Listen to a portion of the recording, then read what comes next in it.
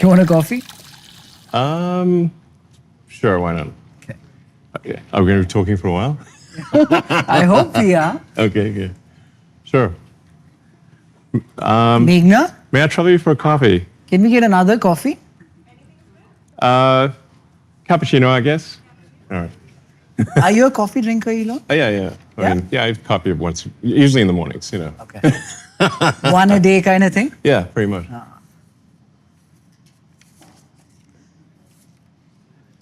want to wait for it? No, I'm good.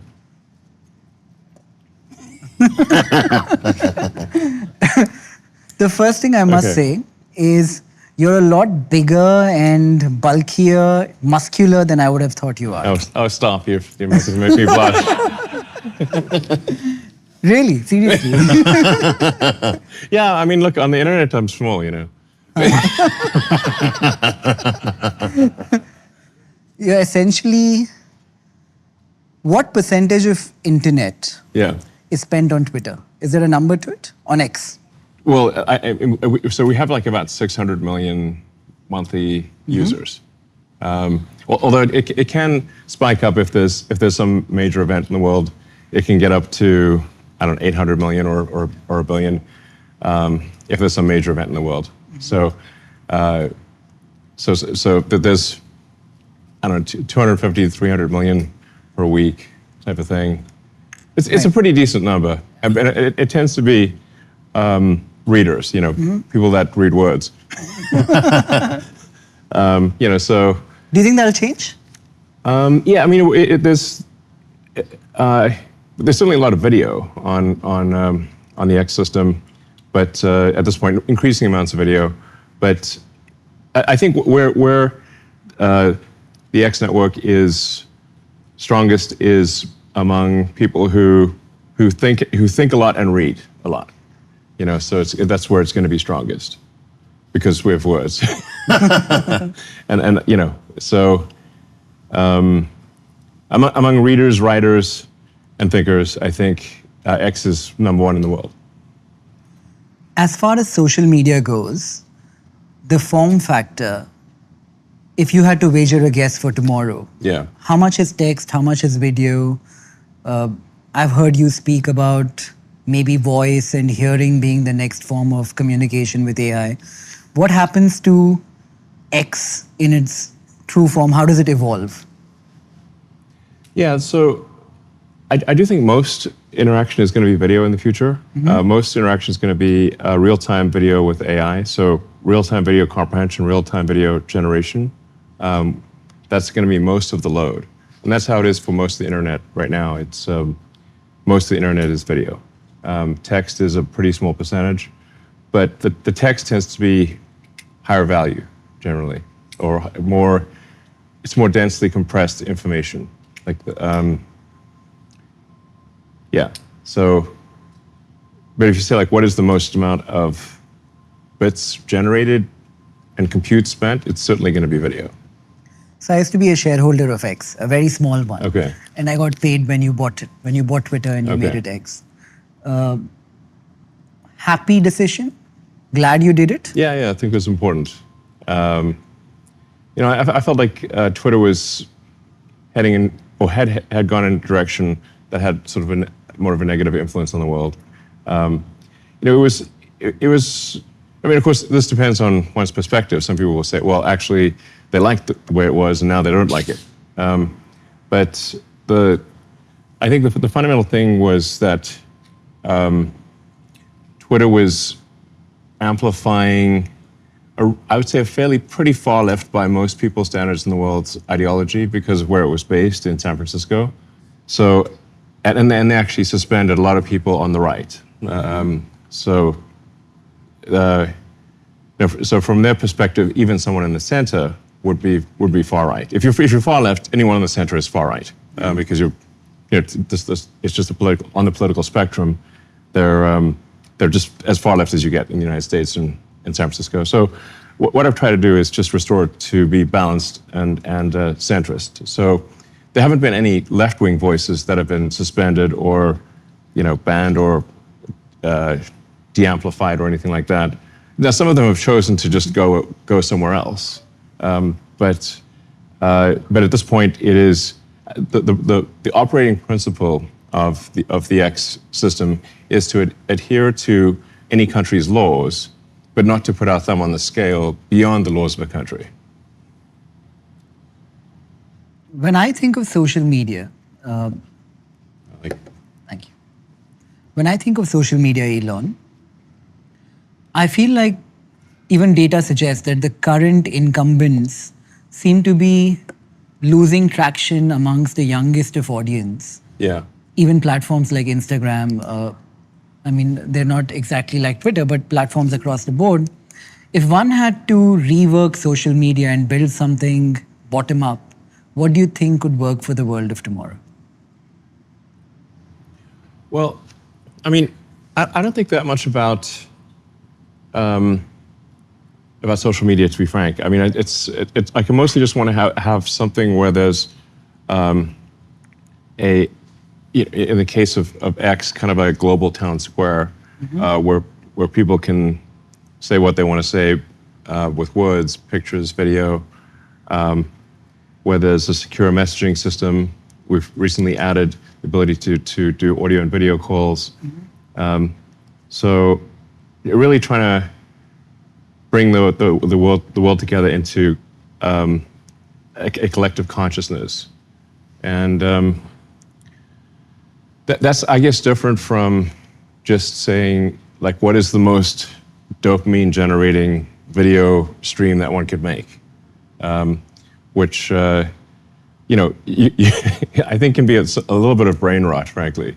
If you're just watching videos that just cause dopamine hits one after another, but lack substance, then I think those are not great. That's not a great way to spend time. But I do think that's actually what a lot of people are going to want to watch. So if you say like total internet usage, it's going to probably be optimizing for, neurotransmitter generation. Like there's somebody getting like a kick out of it. Right. But it becomes like a drug type of thing. Right. So, but I'm not really after. My goal is not to do that. I mean, Right. I guess I could do that if I wanted to, but I just want to really have a global platform that brings together.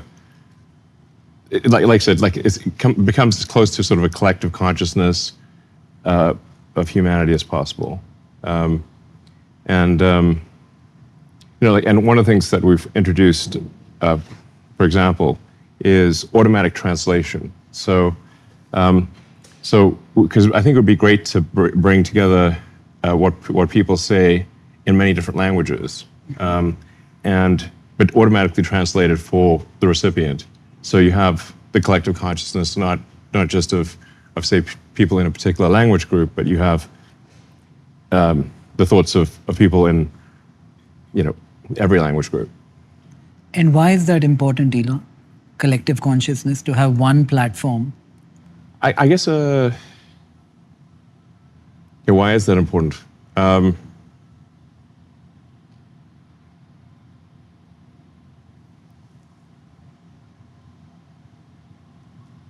I guess it's, you could also say like why, if you consider humans are composed of around 30 to 40 trillion cells. And there's trillions of synapses in your mind. But there's no the why of it. I mean, I guess it's just so we can increase our understanding, increase our understanding of the universe. So I guess I had this sort of question about what's the meaning of life. Like why is anything important? Why are we here? What's the origin of the universe? What is the end? what are the questions that we don't even know to ask? And probably the questions we don't even know to ask are the most important ones. So I'm just trying to, I guess, understand what's going on. What is going on in this reality? Is this reality? And, and where did you get when you asked, what is the point of life? Yeah, so I came to the conclusion that, which is somewhat in the Douglas Adams Hitchhiker's Guide to the Galaxy school of thought, which is 42. Yeah, he's sort of Hitchhiker's Guide to the Galaxy is like a book on philosophy disguised as humor. Yeah, and that's where you get the Earth turns out to be this computer to understand, to figure out the answer of the meaning of life. And it comes up with the answer 42. But then it's like, what the heck's 42 mean? And it turns out, well, actually the hard part is the question, not the answer. And for that, you need a much bigger computer than Earth. So basically what Douglas Adams was saying is that we actually don't know how to frame the questions properly. And so I think by expanding the scope and scale of consciousness, we can better understand what questions to ask about the answer that is the universe. Do you believe the collective consciousness of society? When I was watching this movie recently called The Gladiator, Russell Crowe. Have you seen it? Yeah. In Gladiator in Rome, when people are fighting and the crowd is cheering when people kill each other, the collective is very much like the mob. It doesn't have nuance in its opinion per se. Well, that's a particular kind of mob. I mean, they're sort of going there to see people kill each other, Do you suspect the society we live in today is very different? We don't generally, at this point, we don't, go watch people kill each other. Maybe some kind of euphemism of that. Sports, I suppose. So people do sports without, where teams attempt to defeat each other, but minus the death. Right. So just going back to the consideration of a human, we all started out as one cell, but now we are over 30 trillion cells.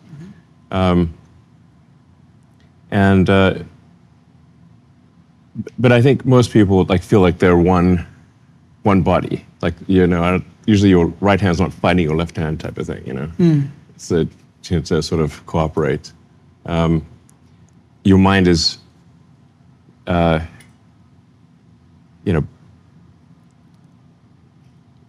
just a vast number of neurons. But most of the time it doesn't feel like there's, a trillion voices in your brain. Hopefully not. So there's clearly more that happens when you have trillions of cells working as a cellular collective than, say, one cell or a small, small multicellular creature. There's clearly something different that happens. Like you can't talk to a bacteria, Yeah. It's very silent. They just sort of wiggle around and. From their perspective, I don't know. I was sort of, what is life like from the perspective of an amoeba, But I know you can't talk to an amoeba. They don't talk back. But you can talk to humans. So there's just something obviously qualitatively, fundamentally different for humans once you have a large number of cells and, sufficiently large brain type of thing. You can now talk to humans. They can say things, they can produce things, but bacteria are not going to produce a spaceship, for example, but humans can. So I think there's something qualitatively different that also happens when there's a collection of humans. In fact, it's safe to say that a single human cannot make a spaceship. I could not make a spaceship by myself, but with a collection of humans, we can make spaceships. So there's something obviously qualitatively different about a collection of humans. In fact, it would be impossible for me to learn all of the areas of expertise. There wouldn't be enough time in one lifetime to even learn all the things before I was dead. So you really fundamentally have to have a collection of humans to make a rocket. Then I think there are probably some other qualitative scaling things that happen when you have groups of humans, and then if the quality of the interaction, of the quality of the information flow is the better it is, the more the human collective will achieve. And like I said, I'm just curious about the nature of the universe, and I think it's safe to say, like if we increase the scope and scale of consciousness, we're much more likely to understand the nature of the universe than if we reduce it. Is that a bit like spirituality? A lot of people talk to me about spirituality. Right. I still don't know what it actually means. Like, I keep asking them, what do you mean? Yeah. What do you mean? Yeah, I mean, a lot of people have spiritual feelings. Right. And I wouldn't try to deny that those spiritual feelings are real to them. But it doesn't entirely translate. I can't, just because somebody else has a spiritual feeling doesn't mean that I would have that spiritual feeling. I tend to be kind of physics pulled, which is like if something has predictive value, then pay more attention to it than if it doesn't have predictive value. Right. Physics, I would say, is the study of that which has predictive value. I think it's a pretty good definition. My primary job, Elon, is a stock broker and stock investor. Okay. There is no predictive value. Nobody knows what will happen tomorrow. Well, but I think you can generally say, that if it's long term for a company, then you can say, like, well, do you like the products or services of that company, and is it likely to? Do you like the product roadmap? Do you like? It seems like they make great products, and they're likely to make great products in the future. If that's the case, then I would say that's probably a good company to invest in. And I think you also want to believe in the team. So if you're like, well, that's a talented and hardworking team. They make good products today. They seem to be still motivated to make things in the future. Then I'd say that's a good company to invest in. Fair point. Yeah, and now that won't solve for the daily fluctuations, which happen and sometimes are pretty extreme. But over time, that is the right way to invest in stocks, because a company is just a group of people assembled to create products and services. So you have to say, well, how good are those products and services? Are they likely to continue to improve in the future? If so, then you should buy the stock of that company, and then don't worry too much about the daily fluctuations.